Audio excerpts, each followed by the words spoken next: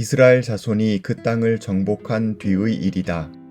이스라엘 자손 온 회중이 실로에 모여서 거기에 회막을 세웠다. 그러나 이스라엘 자손 가운데 유산을 아직도 받지 못한 지파가 7이나 남아 있었다. 그래서 여호수아가 이스라엘 자손에게 이렇게 말하였다. 당신들은 어느 때까지 주 당신들 조상의 하나님이 당신들에게 주신 땅을 차지하러 가기를 미루겠소. 당신들은 각 지파에서 3사람씩을 선출하시오. 내가 그들을 그리로 보내겠소. 그들이 가서 그 땅을 두루 다닌 뒤에 자기 지파가 유산으로 받을 땅의 모양을 그려서 내게로 가져오도록 하겠소. 그 땅은 7 몫으로 나눌 것이요. 유다는 남쪽의 자기 영토에 머물고 요셉 족속은 북쪽의 자기 영토에 머물도록 하시오. 당신들은 그 땅을 7 몫으로 나누어서 지도를 그리고 그것을 여기 나에게로 가져오시오. 그러면 내가 여기 주 우리 하나님 앞에서 제비를 뽑아서 당신들의 몫을 결정하겠소. 여호수아 18장 1절에서 6절 말씀. 여호수아기 18장은 이스라엘 자손이 가나안 땅을 정복하였다는 말씀으로 시작합니다. 정복이라는 표현을 들으면 마치 이스라엘 사람들이 그 땅을 완벽하게 차지한 것 같습니다. 하지만 아직 그 땅에는 가나안 족속이 여전히 살고 있었고 이스라엘 백성의 상당수는 거주를 위한 최소한의 요건조차 제대로 갖추지 못했습니다. 르우벤 지파, 갓 지파, 므낫세 지파, 유다 지파, 에브라임 지파 정도가 땅의 경계를 지었을 뿐이었습니다. 우리는 정복이라는 단어의 용례를 살필 필요가 있습니다. 이 단어는 창세기 1장 28절에도 등장합니다. 그 구절은 다음과 같습니다. 하나님이 그들에게 복을 베푸셨다.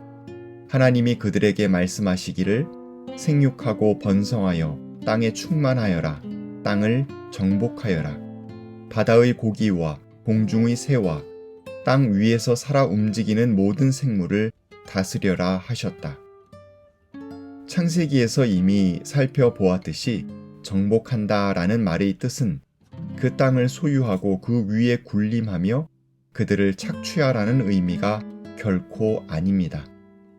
하나님께 위임받은 청지기로서 그 땅을 아름답게 돌보라는 뜻입니다. 책임있게 사용하고 그 땅에서의 삶을 통해 하나님과 소통하라는 초대입니다. 우리는 여호수아 18장의 정복하다라는 단어도 같은 의미로 확장하여 생각해 볼 수 있습니다. 하나님께서 이스라엘 백성에게 가나안 땅을 돌보고 책임있게 사용하며 그 땅에서 하나님의 뜻을 구체화시켜 나가라는 위임을 하셨다고 여길 수 있습니다. 이 의미를 염두에 둔다면 이스라엘 자손이 그 땅을 정복하였다라는 말씀의 의미는 하나님께서 그들을 참된 청지기로 부르셨고 그것을 그들이 명심하고 실천하며 살아가야 할 때가 되었음을 나타내는 것입니다. 이미 말씀드렸다시피 5개의 지파를 제외하고 나머지 7개 지파는 땅의 경계조차 제대로 살피지 못하고 있는 실정이었습니다. 구체적으로 어디에 가서 하나님의 청지기로서의 삶을 살아야 할지 모르는 형편입니다. 이 문제를 해결하기 위해 여호수아는 이스라엘 온 회중을 실로에 모았습니다. 온 회중이라는 표현이 강조하고 있듯이 유산을 받지 못한 7지파뿐 아니라 이미 땅을 분배받아 정착 중에 있는 지파들도 함께 모였습니다. 게다가 이전처럼 지파의 대표들만 모인 것이 아니라 그야말로 온 회중이 다 모였습니다. 아직 땅을 분배받지 못한 지파의 사람들은 동료들이 너나 할 것 없이 함께 모여 곁에 듬직하게 서 있어 주니 얼마나 든든하겠습니까?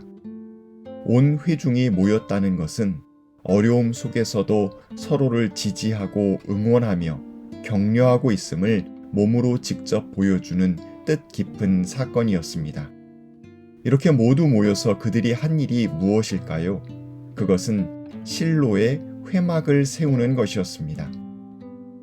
여호수아의 질책어린 어투에서 느낄 수 있듯이 이들의 상황이 결코 한가하지 않습니다.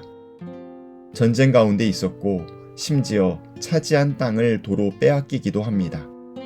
가족들이 안정적으로 두 발 뻗고 살아갈 장소를 마련해야만 했고 그 땅의 생산물로 식구들을 먹여 살려야 하는, 한마디로 가족의 생존이 걸려있는 절체절명의 처지였습니다. 이런 위급하고 바쁜 때에 그들이 우선하여 한 일은 바로 회막을 세우는 것이었습니다. 땅의 분배와 먹고 사는 문제가 별개가 아니듯 이들에게 땅의 분배와 회막 세우기, 즉 신앙의 중심 잡기는 별개가 아닙니다. 그들은 요단강을 건너 서쪽으로 한가하게 전진하며 마침 비어있는 곳을 찾아 들어가는 것이 아니었습니다. 때로는 거인 안악자손과 심각하게 전투를 벌이고 때로는 두려움 속에서 멈칫하곤 했습니다. 낯선 땅에서 위축될 수 있는 이들에게 가장 필요한 건 그 땅이 하나님께서 그들에게 이미 허락하신 땅이라는 확신을 재차 되새기는 것이었습니다.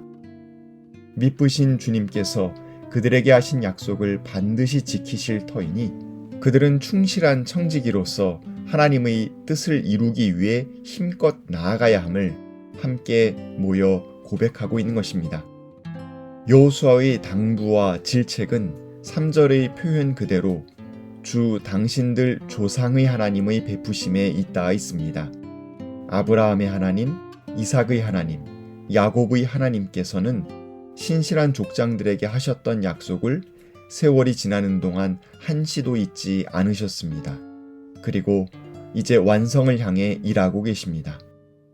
회막을 중심으로 모여 서서 그들은 하나님께서 약속을 반드시 이루실 것임을 확신할 수 있었습니다. 더 미루지 않고 막막함을 깨고 앞으로 나아갈 수 있었습니다. 여호수아는 구체적인 방편을 제시합니다.